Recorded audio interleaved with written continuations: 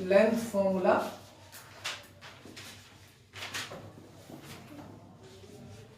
हम लोग ड्राइव करने वाले हैं ये 1/f equals to 1/b minus 1/u।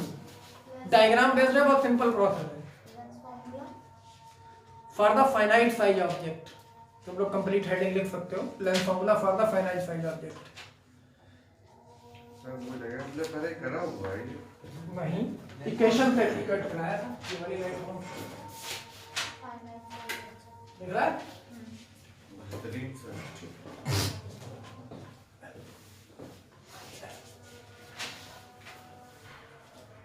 अब इसमें एक वही अक्लेफर वाला बेहतरीन सा डायग्राम बना लो। कॉन्वेक्स लेंस, प्रिंसिपल एक्सिस,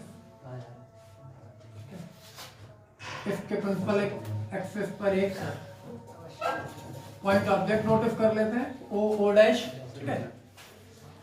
और एक पैरेलल रे कहां पे पास आउट होगी? Focal point of the lens से, और ये इसका सेंटर सी, एक रे इसके सेंटर से क्रॉस करा देते हैं। लॉ ऑफ इमेज फॉर्मेशन के अकॉर्डिंग एक ही जहां का इंटरसेक्ट करेगा वहां बन जाएगा, ये बन जाएगा आई डैश इन्वर्टेड इमेज, ठीक है। ओ डैश आई डैश, ये देख रहा वर्टिकल अपोजिट इक्वल एंगल है।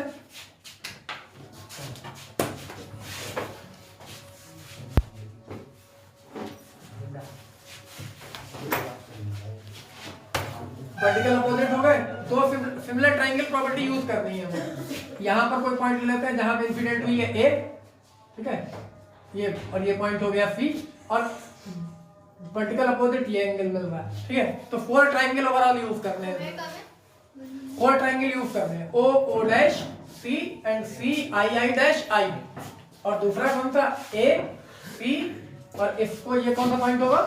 Focal point F. तो A C F and F I dash, इनकी सिमिलर प्रॉपर्टी यूज करके तुरंत रिजल्ट आ जाएगा। तो डायग्राम बना लेना बाद में तुम लोग, पहले से एक लाइन नोटिस कर लो। Let a convex lens of focal length F, let a convex lens of focal length, convex lens of focal length F, small F लिखना।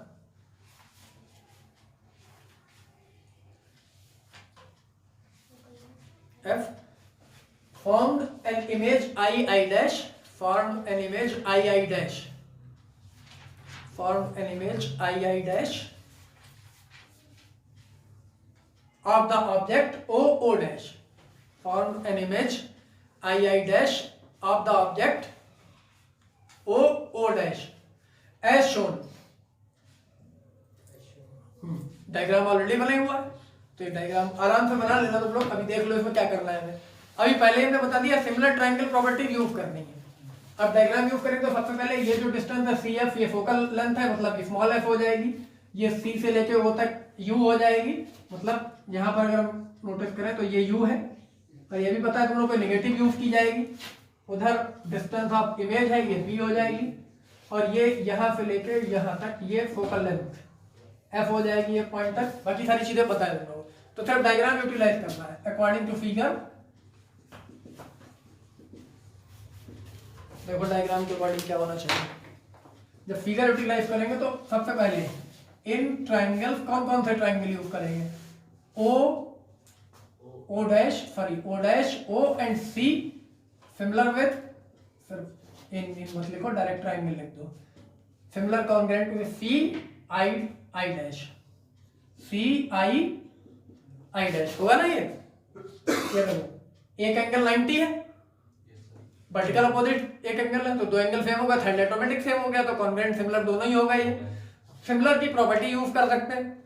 Ratio of the corresponding sides are equal, तो corresponding sides इस वाले triangle में लेते हैं O dash उस वाले की अपॉन आई डैश, ठीक है, इक्वल्स टू सी ओ, ये ठीक है, उस वाले की सी आई इनकी वैल्यू अगर पुट करें तो O dash upon I dash equals to, अब सी ओ क्या है एक्चुअली, ये it is a minus U तो है ही है, लेफ्ट साइड में है तो माइनस, और सी आई क्या है, इमेज की डिस्टेंस है और ये पॉजिटिव है बी, इसको as A first equation assume कर लेते हैं।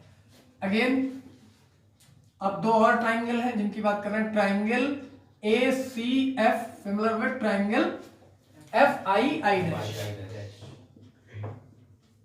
ठीक है, ये वाला ए सी एफ और ये वाला एफ आई डैश, ये दोनों वर्टिकल अपोजिट है, बाकी 90 है एंगल, तो इसमें भी वही प्रॉपर्टी, मतलब ए सी इसका परपेंडिकुलर उसका परपेंडिकुलर आई डैश और इसका सी एफ और उसका एफ आई, ठीक है। अब यहाँ पर ए सी जो है एक्चुअली ये ऑब्जेक्ट के इक्वल है, ये और ये है ना, रेक्टेंगल है ना ये, ओ डैश सी ए, तो फ्रंट साइड तो ए सी को रिप्लेस करके हम ओ डैश लिख सकते हैं, तो लेफ्ट साइड तो ऑलरेडी इक्वल हो गई, O dash upon I dash. अब सी एफ को देखते हैं, सी एफ फोकल लेंथ है और कॉन्वेक्स लेंथ की सेकंड फोकल पॉइंट है, वो तो मतलब एक पॉजिटिव है, अपॉन एफ आई, ये कोई नोन वैल्यू नहीं है हमारे पास में, तो एफ आई का एक्चुअल मीन क्या है, बी यहां तक है और बी में से हम एफ सब्सट्रैक्ट कर दें तो एफ आई आ जाएगी। एक मिनट एक स्टेप लिख देते हैं, एफ आई का मतलब क्या हुआ, सी आई में से सी एफ सब्सट्रैक्ट कर रहा है ना, सी आई में से सी एफ, तो इसका मतलब ये हो गया O dash upon I dash equals to F, ये ऑलरेडी है, सी आई हमारे पास में बी है माइनस सी एफ एफ है, ये वैल्यू हो गई, ये हो गया सेकंड इक्वेशन। अब लेफ्ट हैंड साइड फर्स्ट और सेकंड इक्वेशन की इक्वल है तो राइट हैंड साइड इक्वल होनी चाहिए, तो हम इक्वेट कर लेते हैं, equating right hand sides of second and third, इन दोनों की इक्वेशन, तो राइट हैंड साइड का मतलब यहां हो गया minus U upon B first का और इसकी F upon B minus F upon B minus F, इसको क्रॉस मल्टीप्लाई कर लेते हैं, minus U B plus U F equals to B F. अब क्या करना है, उसी की तरह समझ गए होगे तुम लोग, जैसे मेरा इक्वेशन निकाली थी, यू बी एफ से डिवाइड कर दें दोनों साइड में, dividing by U B F on both sides, तो जैसे इसको यू बी एफ से डिवाइड करेंगे, यहां बचेगा माइनस वन अपॉन एफ, ठीक है, प्लस यू एफ कैंसिल हो गया तो वन अपॉन बी, और यहाँ बी एफ कैंसिल हो गया तो वन अपॉन यू, एफ को उधर ले जाना है और यू वाले टर्म को इधर लाना है, तो फाइनल रिजल्ट हमें मिल जाएगा one upon F equals to one upon B minus one upon U, यही तो टाइप करना था हमें, तो फटाफट टाइप कर लो इसको। क्या हुआ, मेरा इक्वेशन याद आ रही है तुम्हें, उसमें प्लस था इसमें माइनस था, एक ही डिफरेंस है, नहीं ये वाला किया था ना, नहीं ये नहीं किया था, इसने किया था ये लेंस मेकर फॉर्मूले से हमने इसको भी बता दिया था कि इस इक्वेशन को इक्वेट करके ये भी लाया जा सकता है, जैसे कि मैग्नेटिज्म में एक डेरिवेशन था, याद आ जाए शायद तुम लोगों को, magnetic field on the axis of a current carrying circular loop, जिसका फॉर्मूला था mu naught N I a square upon 2 a square plus x square whole power 3/2।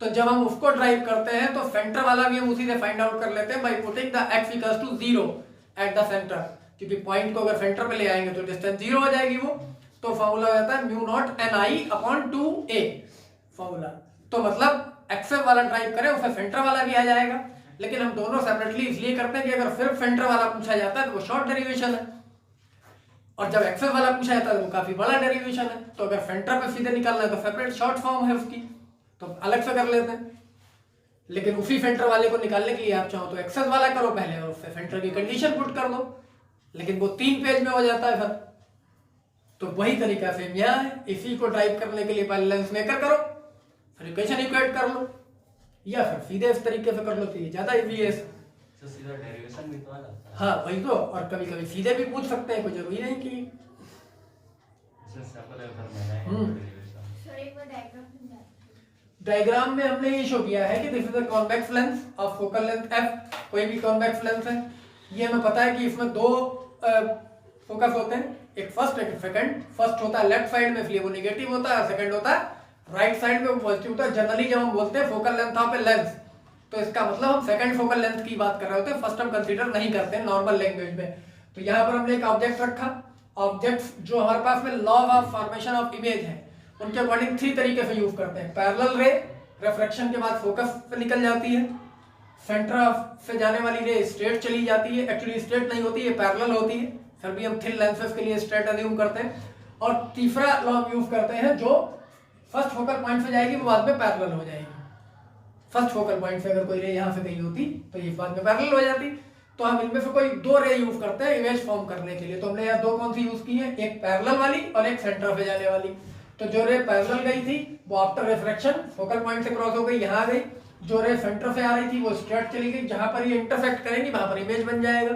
तो इस ओ डैश का एक इमेज बन गया आई डैश, जो कि रियल तो है लेकिन इन्वर्टेड है पूरा। तो ये इमेज फॉर्मेशन हो गया लेंस का। अब इसी डायग्राम को यूज करके हमने ये रिलेशन फाइंड आउट कर लिया है, उसमें ये सिमिलर ट्रायंगल प्रॉपर्टी यूज की है।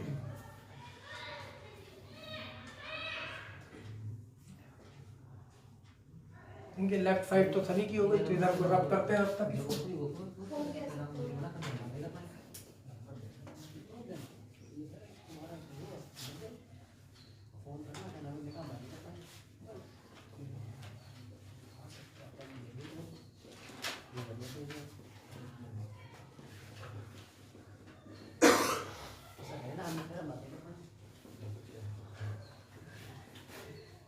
हो गया कंप्लीट सबका क्या?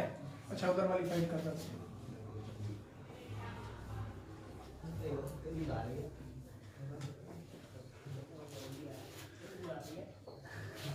जी सर, हो गया। अग्रिमा सब सबसे पहले इतना चालू करेंगे, सबसे आखिरी में वो करेंगे। इतना स्लो है।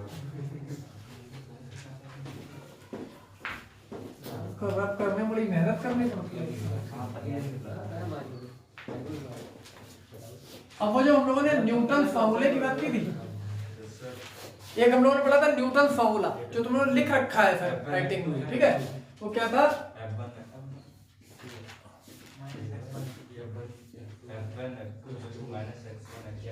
हाँ, तो वो हम कुछ इस तरीके से लिख सकते हैं, सिंपल या शॉर्ट में लिख लेते हैं। वो था एक्चुअली x1 x2, और इसकी प्रॉपर फॉर्म जो आएगी लास्ट में, देखो x1 x2 equals to minus f square, क्योंकि f1 f2 होगा। तो f1 एक फर्स्ट फोकल लेंथ है, एक सेकंड है, तो फर्स्ट वाली नेगेटिव और सेकंड वाली पॉजिटिव। और लेंस के दोनों साइड में अगर मीडियम सेम है तो फर्स्ट और सेकंड इक्वली होती है। तो उसी को कंसीडर करके हमें एक डायग्राम यहाँ भी बनाना पड़ेगा। क्या था कॉन्सेप्ट देख लेते हैं पहले क्या है। फिर से कॉन्वेक्स लेंस ही बनाना है। कॉन्वेक्स लेंस हो गया ये, इसका फोकल लेंथ तो चेंज हो सकती है ना दोनों लेंस की, अगर मीडियम अलग अलग है। लेंस तो एक ही है ना, इसमें लेंस एक ही है। कंडीशन क्या थी, अगर ये इसकी फोकल पॉइंट है, फर्स्ट फोकल पॉइंट, और यहां हमने कोई ऑब्जेक्ट रखा है, पहले समझ लेते हैं इसको। ओ डैश ये कहां रखा है? फर्स्ट फोकल पॉइंट f1 से x1 डिस्टेंस पे, ठीक है? तो यहां पे जब इमेज बनाएंगे तो यहाँ देखो ये पैरेलल रे कहां पे जाएगी? इसके सेकंड फोकल पॉइंट से क्रॉस होगी, ठीक है? ये सेकंड फोकल पॉइंट हो गया, ये फर्स्ट हो गया। अब दूसरी रे हम यहां से क्रॉस आउट कराते हैं, फर्स्ट फोकल पॉइंट से क्रॉस करा दी, तो अब ये आफ्टर रिफ्रैक्शन क्या हो जाएगी? पैरेलल हो जाएगी। ये यहां जाकर इंटरसेक्ट करेगी इसको, जहां ये इंटरसेक्ट करेगी वहां भी लास्ट की तरह यहाँ इमेज बन जाएगा, जिसको हम आई डैश अज्यूम कर सकते हैं। तो कंडीशन ये है कि if the object is placed at the distance x1 from the first focal point of a convex lens and the image is formed at a distance x2 from the second focal point, then we have the relation according to Newton is x1 x2 is equals to minus f square. ना basically ये क्या था? x1 x2 equals to f1 f2. तो f1 is the first focal length, f2 is the second focal length, f1 is negative and f2 is positive and both are equal in magnitude. So that's why we can write x1 x2 equals to minus f square. इसको हमें drive करना है result के according. और इस फॉर्मूले की कुछ खास बातें, कंडीशन अभी लास्ट में हम लोग नोटिस भी कर लेंगे, लेकिन उससे पहले ये डायग्राम देख लेते हैं। इसको पैरेलल ग्राफ फिर से वही कंडीशन हो गई, एक वर्टिकल अपोजिट ये एंगल 90 और ये एंगल 90, अगर इसको हम सी ले लें, यहाँ पॉइंट को ए ले लें और इसको बी, ठीक है। दूसरा ये वाला वर्टिकल अपोजिट हो गया, ये एंगल 90 यहाँ हो गया और ये एंगल 90 यहाँ हो गया। लास्ट वाले डेरिवेशन की तरह इसमें भी सेम कंडीशन था, तो सेम कंडीशन में फिर हम सिर्फ डायग्राम यूटिलाइज कर रहे हैं। इसमें थ्योरेटिकली तुम्हें लिखने की कुछ जरूरत नहीं है, अगर चाहो तो तुम लोग नोट डाउन कर सकते हो, जैसा जो दिख रहा है वही नोटिस कर सकते हो, थ्योरी कोई सेपरेट तो होती नहीं। क्या लिखेंगे, let a object O dash if placed on the principal axis of a convex lens, ठीक है, at a distance x1 from the first focal point and the lens formed its image as i dash at a distance x2 from the second focal point f2 as shown in figure, that's all. अब diagram utilize करना है, तो diagram में क्या मिलेगा, सबसे triangle ये वाला o dash o f1 is similar with triangle c f1 b, o dash o f1 c f1 c b, इसको थोड़ा प्रॉपर लिखो, f1 c b। तो इसमें वही फिर ट्रायंगल प्रॉपर्टी यूज कर ले, करस्पॉन्डिंग साइड का ratio o dash upon C B equals to o dash upon C B था, तो o f1 upon f1 c, और ये जो सी बी है एक्चुअली सी बी, ये उधर देखें i डैश के इक्वल होगा, ये तो रेक्टेंगल बन रहा है, इक्वली पैरेलल साइड है तो इक्वली तो इंटरसेक्ट करेगी, तो इसका मतलब ये i डैश के इक्वल हो गया। तो यहां हम लिख सकते हैं o dash equals to i dash, और o f1 का मतलब है x1 और इसका मतलब है f1c फर्स्ट फोकल लेंथ मतलब f1, और ये भी अगर साइन कन्वेंशन यूज करें तो ये भी लेफ्ट में है x1 और f1 भी लेफ्ट में है, तो अगर हम दोनों को माइनस माइनस लिखें तो प्लस ही तो रहेगा। o डैश ac के इक्वल नहीं होगा, o डैश ac के इक्वल नहीं होगा। हाँ वो AC के इक्वल होगा, बट हम ऑब्जेक्ट और इमेज के टर्म में लिखा है ना, तो जैसे height of object divided by height of image, पूरा इसी को नेक्स्ट इक्वेशन को इसी टर्म में लाएंगे। अगर हम यहाँ O डैश को AC के रिप्लेस कर लें तो हमें अगली बार फिर रिप्लेस करना पड़ेगा, मतलब हमें फाइनली ऑब्जेक्ट और इमेज के टर्म में लिखना है। फिर अगेन इन ट्रायंगल एंड, अब दूसरा ट्रायंगल हमने ले लिया, उधर वाले दो ट्रायंगल ले रहे हैं जो कि ACF1 है, और दूसरा ट्रायंगल है F1 I डैश, ये ACF1 और ये हो गया F1 I डैश, ठीक है। अच्छा हाँ ये F2 है, तो F2 ले लिया, F2 I डैश। अब इनकी सिमिलर ट्रायंगल प्रॉपर्टी यूज कर लिया, मतलब AC upon I dash equals to हाँ CF2 अपॉन F2I, ये। अब यहाँ देखो AC एक्चुअली जो है वो O डैश के इक्वल है, ये और ये I डैश ऑलरेडी है, तो लेफ्ट साइड इक्वेट करने के लिए हमें सेम बनानी है, और ये जो टर्म है CF2 ये तो डायरेक्टली F2 हो जाएगा, यहाँ पे यहाँ तक का सेकेंड फोकल लेंथ। ये टर्म चाहिए होगा F2I, ये बेसिकली क्या होगा CI माइनस CF2, इसको हम ऐसे लिख सकते हैं CF2 CI माइनस CF2, ये होगा ना। कुछ और सॉरी F2I तो डायरेक्ट है ना, हाँ वो तो डायरेक्ट वैल्यू है हमारे पास x2, उसकी जरूरत नहीं।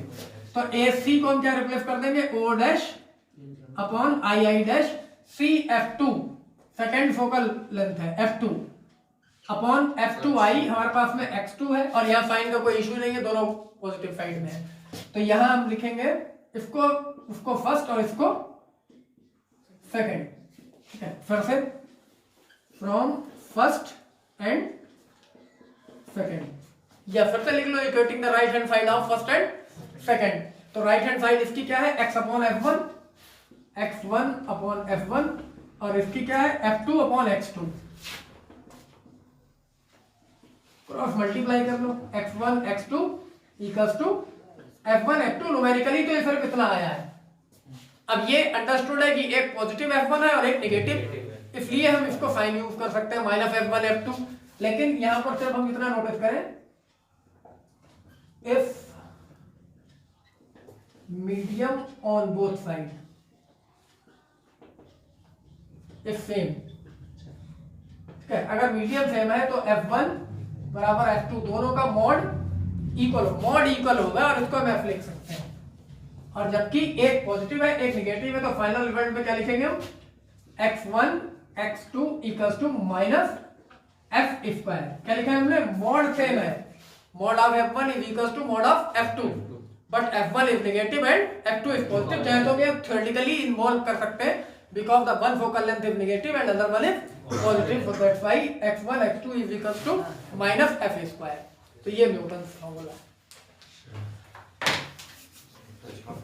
हाँ तो ये मीडियम सेम वाला ना सब मतलब मीडियम सेम होंगे तो माइनस, हाँ नहीं मीडियम सेम होंगे तो ये लेंथ में इक्वल होगी, माइनस तो वैसे भी होगा। मीडियम सेम नहीं तो वहां तक लिख तभी छोड़ सकते हैं सर F1 हाँ F1 F2 तक।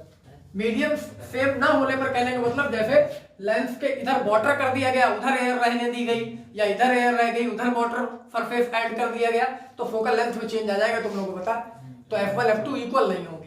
तो मीडियम सेम हमने इसलिए यहाँ पर नोटिस किया है कि अगर दोनों साइड में एक ही मीडियम है, इधर भी एयर है उधर भी एयर है, तो F1 F2 इक्वल होगी, अदरवाइज नहीं।